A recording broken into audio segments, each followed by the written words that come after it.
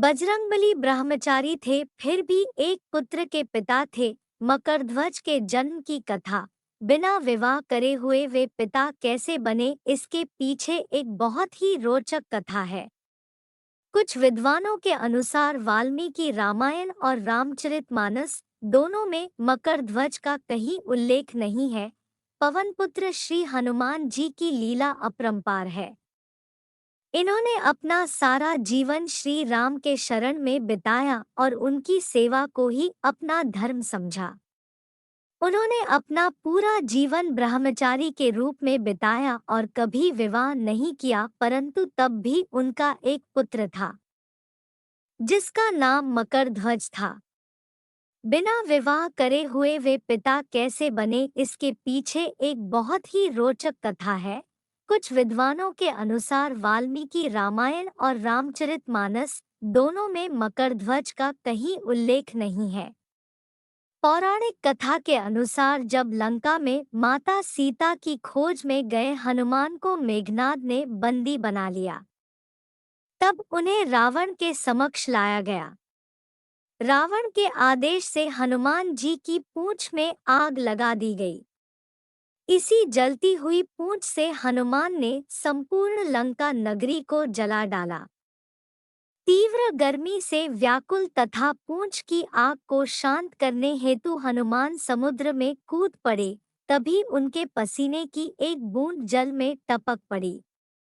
इस एक बूंद को एक मछली ने, कुछ कहानियों में मगरमच्छ का भी वर्णन है, ने पी लिया, जिससे वह गर्भवती हो गई।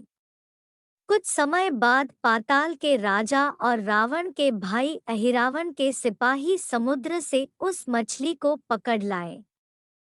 मछली का पेट काटने पर उसमें से एक मानव निकला जो वानर जैसा दिखता था। इसे ही मकरध्वज के नाम से जाना जाता है। अहिरावण ने मकरध्वज को पाताल का द्वारपाल बना दिया। मकरध्वज भी हनुमान जी के समान ही महान पराक्रमी और तेजस्वी था। उधर लंका युद्ध के दौरान रावण के कहने पर अहिरावण राम और लक्ष्मण को चुराकर पाताल ले आया। हनुमान जी को इस बात की जानकारी मिली, तब पाताल पहुंच गए। यहाँ द्वार पर ही उनका सामना एक और महाबली वानर से हो गया। हनुमान जी ने उसका परिचय पूछा तो वानर रूपी मानव ने कहा कि वह पवनपुत्र हनुमान का बेटा मकरध्वज है। अब हनुमान जी और ज्यादा अचंभित हो गए। वो बोले कि मैं ही हनुमान हूँ, लेकिन मैं तो बाल ब्रह्मचारी हूँ। तुम मेरे पुत्र कैसे हो सकते हो? हनुमान जी की जिज्ञासा शांत करते हुए मकरध्वज ने उन्हें पसीने की बूंद और मछली से अपने उत्पन्न होने की कथा सुनाई। कथा सुनकर हनुमान जी ने स्वीकार कर लिया कि मकरध्वज उनका ही पुत्र है। हनुमान ने मकरध्वज को बताया कि उन्हें अहिरावण यानी उसके स्वामी की कैद से अपने राम और लक्ष्मण को मुक्त कराना है। लेकिन मकरध्वज ठहरा पक्का स्वामी भक्त। उसने कहा कि जिस प्रकार आप अपने स्वामी की सेवा कर रहे हैं, उसी प्रकार मैं भी अपने स्वामी की सेवा में हूँ, इसलिए आपको नगर में प्रवेश नहीं करने दूंगा। हनुमान जी के काफी समझाने के बाद भी जब मकरध्वज नहीं माना, तब हनुमान और मकरध्वज के बीच घमासान युद्ध हुआ।